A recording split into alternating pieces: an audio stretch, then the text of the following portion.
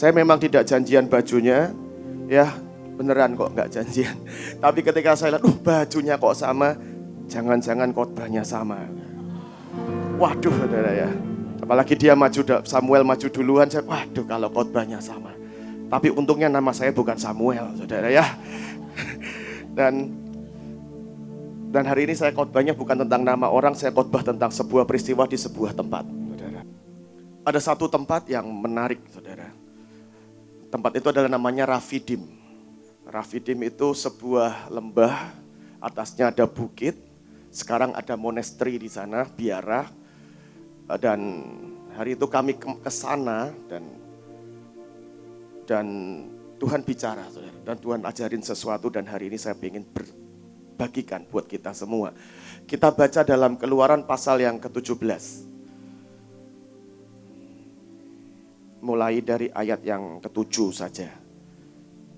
Dinamailah tempat itu Massa dan Meriba oleh karena orang Israel telah bertengkar dan oleh karena mereka mencobai Tuhan dengan mengatakan, adakah Tuhan di tengah-tengah kita atau tidak?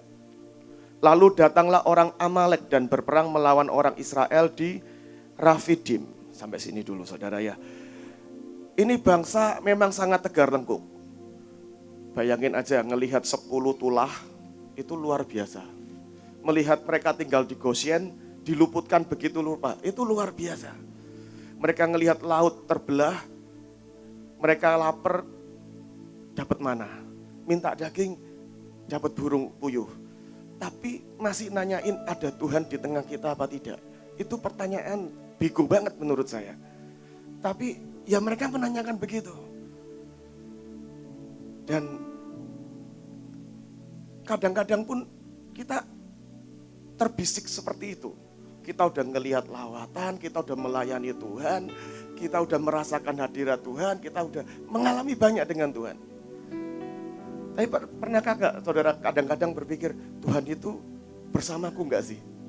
Kok rasanya ditinggalkan? Nah bangsa ini seperti itu. Mereka ngelihat begitu banyak dan mereka tiba-tiba hari itu berkeluh kesah. Yang dikeluhkan gini, Tuhan itu ada apa enggak sih sama kita? Itu yang keluar dari mulut mereka. Dan kemudian yang terjadi berikutnya, detik setelah mereka, Tuhan tolongin sih. Tapi ini loh yang terjadi. Ketika mereka berkeluh kesah, ketika mereka bersungut-sungut, ketika mereka ngomel. Kalau saudara cari kata bersungut-sungut itu di Alkitab, kayak di koran jarang muncul. Ya, di berita jarang muncul kata bersungut-sungut. Tapi saudara cari di kitab Keluaran, itu banyak banget kata bersungut-sungut. Bahasa Inggrisnya murmuring, gitu. Ngomel, ngoceh, ya, berkeluh kesah. Dan ayat ini berkata ketika mereka mulai ngomel, mereka mulai berkeluh kesah, mempertanyakan ada Tuhan atau tidak. Yang datang Amalek saudara. Keluh kesah, sungut-sungut, ngomel, mendatangkan Amalek dalam hidupmu. Keluh kesah, saya ulangi ya, keluh kesah, ngomel, bersungut-sungut, itu mendatangkan Amalek dalam hidupmu. Amalek itu sebuah bangsa yang buas, kejam. Beberapa rabi mengartikan itu, rabi Yahudi mengartikan Amalek itu artinya menurut mereka adalah menjilat darah. Bangsa yang haus darah. Dan mereka bangsa yang kejam. Karena ayat yang lain berkata gini, Ulangan 25 ayat 17. Ingatlah apa yang dilakukan Amalek kepadamu waktu perjalananmu keluar dari Mesir. Bahwa engkau didatangi mereka di jalan, disergap. Dan semua orang lemah dan daripada barisan belakangmu dihantam mereka. Sementara engkau sedang lelah dan lesu. Jadi Amalek ini cari kesempatan di saat kita lemah dan lesu. Dan dia akan menyerang barisan yang paling lemah. Mereka itu enggak mengenal hukum perang. Kalau hukum perang itu harusnya perang dengan gentle, menang baru menjara. Kalau mereka enggak, mumpung Daud pergi, keluarga dan hartanya dijara. Mereka enggak kenal hukum perang. Itu saya jadi ingat khotbah tentang Belial, lawless saudara. Musuh kita itu enggak ada gentle-gentlenya. Musuh kita itu seperti singa yang mengaum-ngaum keliling-keliling cari mangsa yang bisa ditelannya. Enggak cari jagoan, saudara. Cari ketika kita lemah, dia akan datang. Dan ciri orang lemah itu bersungut-sungut, saudara. Sungut-sungut itu mendatangkan Amalek. Amalek ini juga menurut Midras, itu tulisan rabi-rabi Yahudi zaman dulu. Itu penyihir, punya ilmu sihir.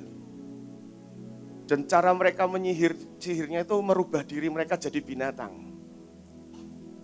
Gitu. Merubah diri mereka jadi binatang, memata-matai dan juga buat kabur. Kalau mereka mulai kalah, mereka merubah dirinya jadi binatang, kabur.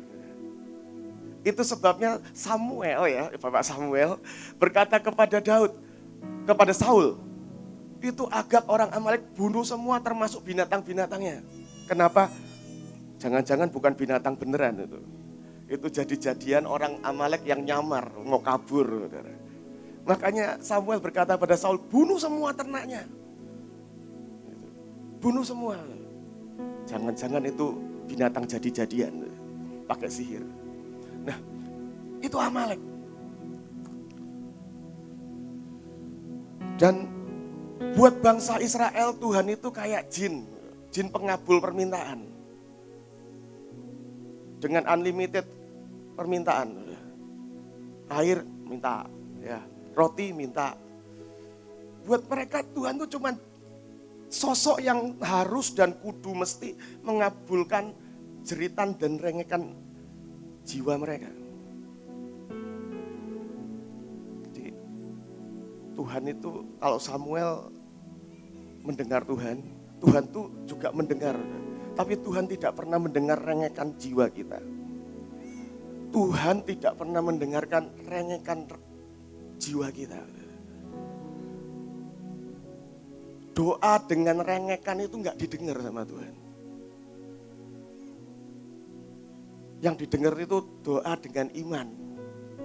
Doa orang benar bila dengan yakin didoakan besar kuasanya. Tidak perlu sekeras apapun kau merengek. Tuhan tidak mendengar doa dengan rengekan jiwa. Dan begitu mereka ngomel, mereka ngeluh, mereka merengek-rengek, mereka berkeluh kesah. Bukan Tuhan yang jawab, Amalek yang datang. Saya berharap kita berdoa, ini mengingatkan kita benar, saudara. Simple thing, saudara. Ketika kita merengek-rengek, ketika kita berkeluh kesah, ketika kita bersungut-sungut, yang datang bukan jawaban Tuhan. Yang datang malah Amalek yang akan menghabisi engkau. Ada satu ayat bilang begini, Mazmur 106. Mereka menggerutu, mereka ngomel-ngomel, mereka berkeluh kesah, mereka bersungut-sungut di kemahnya. Dan tidak mendengarkan suara Tuhan. Mereka bersungut-sungut di kemahnya. Kadang mungkin kita berpikir, toh aku ngomel-ngomel sendiri. Aku bersungut-sungut diri di kamar kok gak ada yang dengar. Aku tidak sedang komplain kepada pemimpinku. Toh tidak ada yang dengar. Tapi ketika engkau bersungut-sungut di kemahmu, jangan-jangan cicak yang lewat itu orang Amalek, saudara, ya, merubah diri jadi binatang gitu. Nah, tapi begini, saudara. Ketika engkau bersungut-sungut,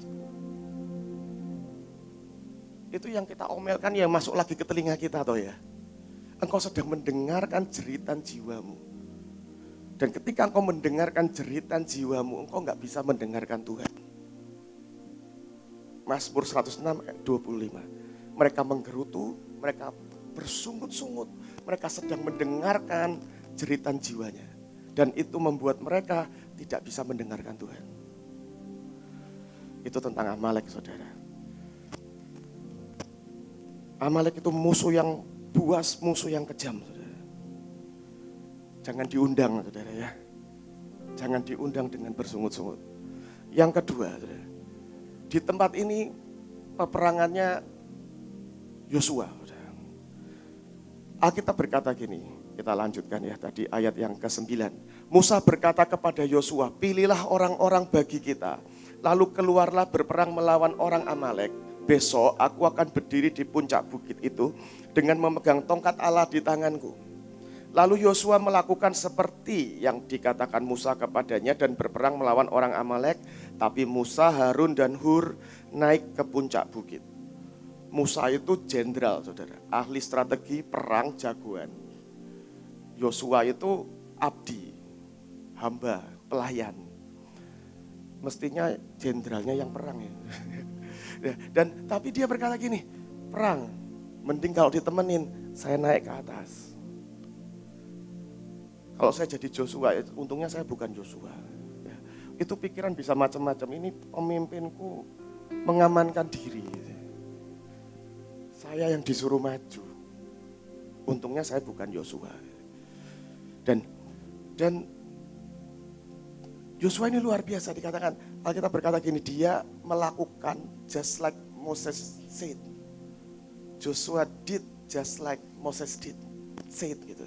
Dia lakukan pokoknya seperti just like apa yang Musa katakan. Gak banyak argumen, gak banyak berdebat, gak banyak memikirkan ini benar, ini salah, gak banyak menduga-duga tentang pemimpinnya. Lakuin aja, sepakat aja, just do it. Dan hari itu dia perang sangat luar biasa. Biasanya mungkin bawain kain buat ngelap kakinya Musa, hari ini bawa pedang ya. Dia benar terlatih, sebenarnya dia memang pasukan sih. Dia terlatih dan sangat kuat. Dan dia menang. Dan ketika di Rafidim hari itu Tuhan bicara begini. Seringkali transisi generasi itu ya harus lewati medan pertempuran. Seringkali ketika sebuah generasi sah dibangkitkan, ya harus battle proven. Harus dibuktikan, harus dinyatakan lewat pertempuran. Seperti Yeter. Bapaknya hari itu kepingin dia melanjutkan, membangkitkan satu generasi. Musuhnya sudah diinjak tinggal menggal. Dia ketakutan. Tinggal motong kepala aja ketakutan. Tapi Yosua melakukan yang ajaib. Melakukan dengan gagah perkasa. Dan menurut saya hari itu adalah sebenarnya dimulai sebuah transisi. Akhirnya Yosua lah yang meneruskan. Karena apa? Dia battle proven. Kepemimpinannya dibuktikan lewat pertempuran. Dan kami ketika berangkat, ya, kami memang bawa, karena Tuhan suruh, ya memang kekuatan Hananiel cinta itu keroyokan. Ya. Keroyokan. Jadi kita memang berangkat banyak orang, 20 orang. Dan beberapa kami ajak orang-orang yang baru, gak pernah terlibat dalam pertempuran seperti ini. Dan memang ya kita bisa ngelihat kualitas dan kita benar-benar transisi orang-orang baru itu ya harus dilantik dan dibuktikan lewat battle proven. Pertempuran itu yang akan nunjukin siapa yang capable.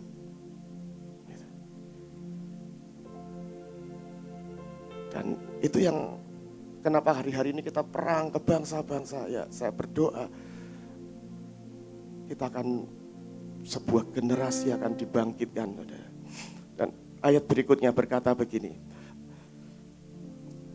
Dan terjadilah Musa naik ya, dan terjadilah apabila Musa mengangkat tangan lebih kuatlah Israel, apabila dia menurunkan tangannya lebih kuatlah Amalek. Maka penatlah tangan Musa.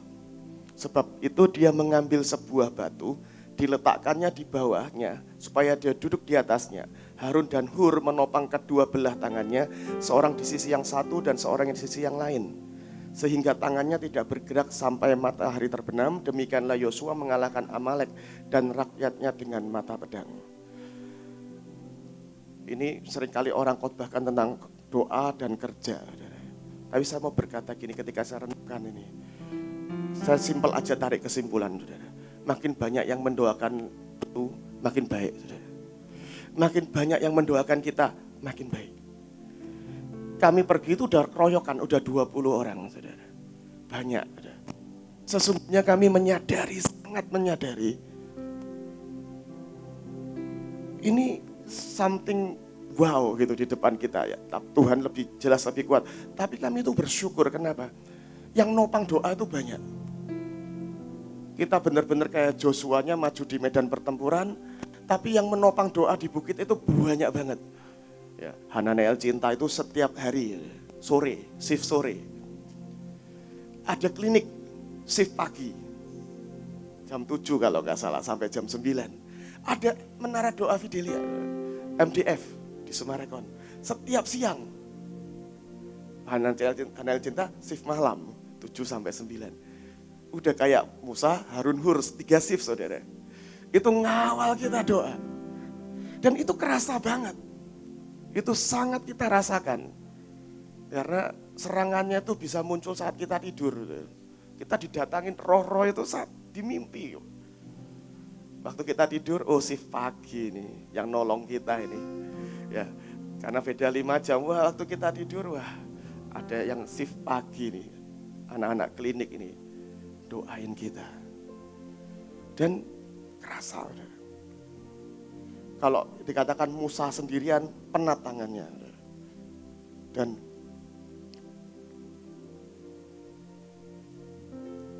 akhirnya ditopang oleh Harun dan Hur bertiga.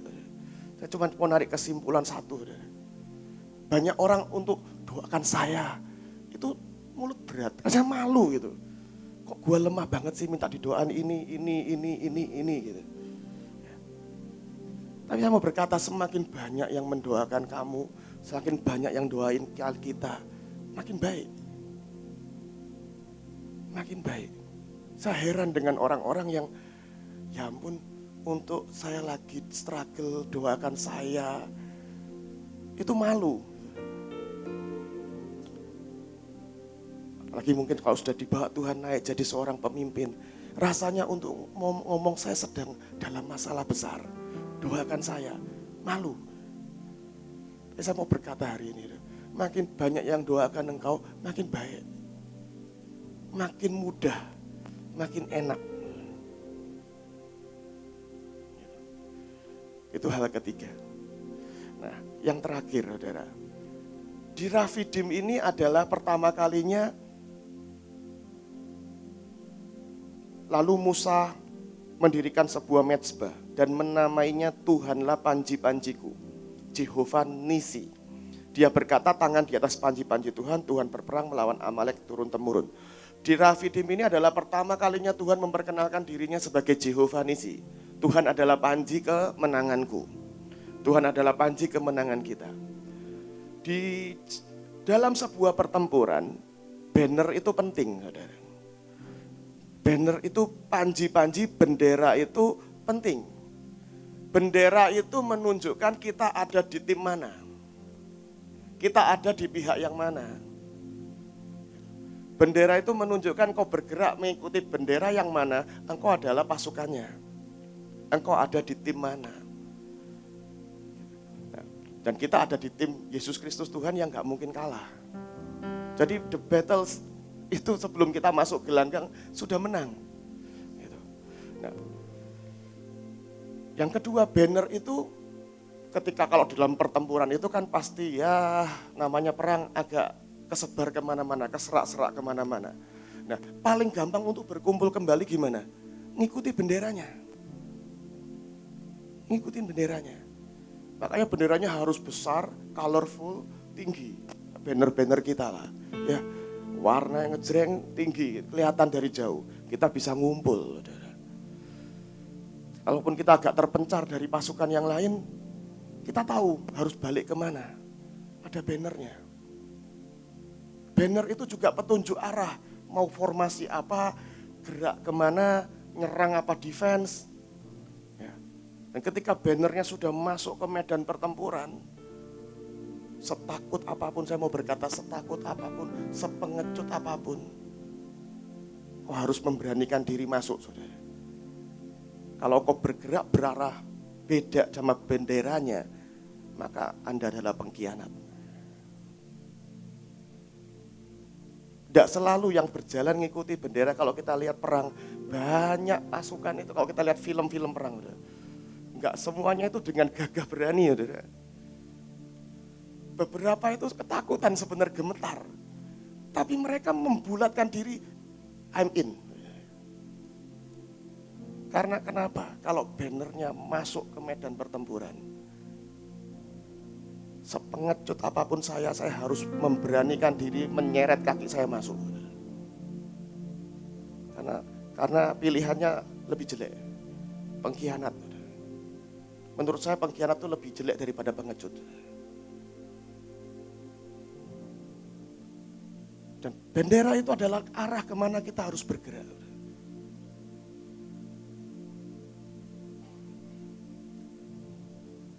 Dan hari-hari ini kita ini lagi dalam pertempuran sangat intens. Penting kita perhatikan bendera dan yang megang bendera, saudara.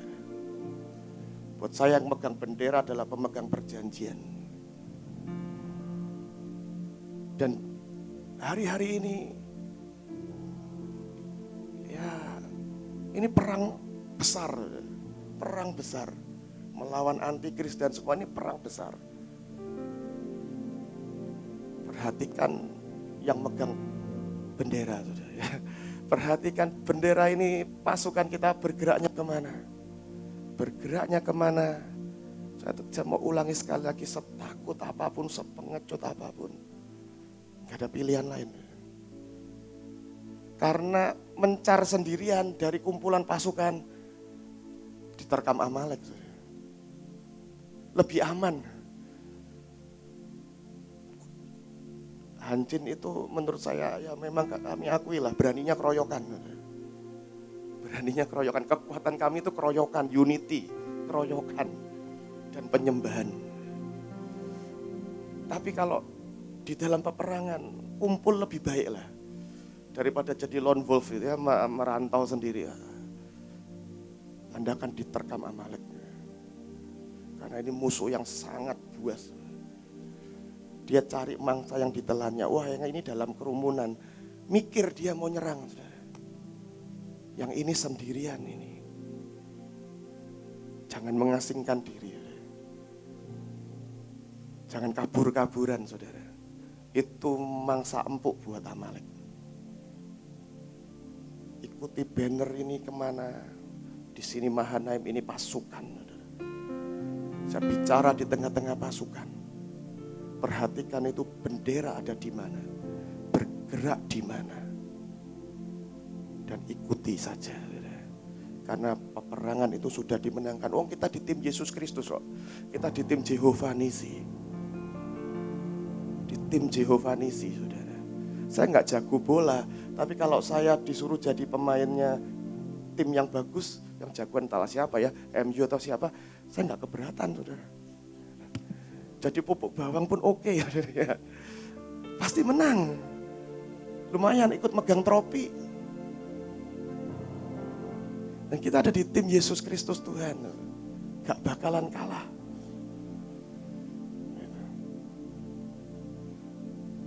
Mari kita perhatikan, saudara ya.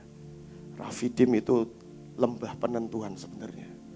Rafidim itu lembah penentuan. Engkau ngikuti benderanya atau tidak. Rafidim itu lembah penentuan. Kau jadi Joshua yang bangkit dan meneruskan jadi generasi berikutnya atau tidak.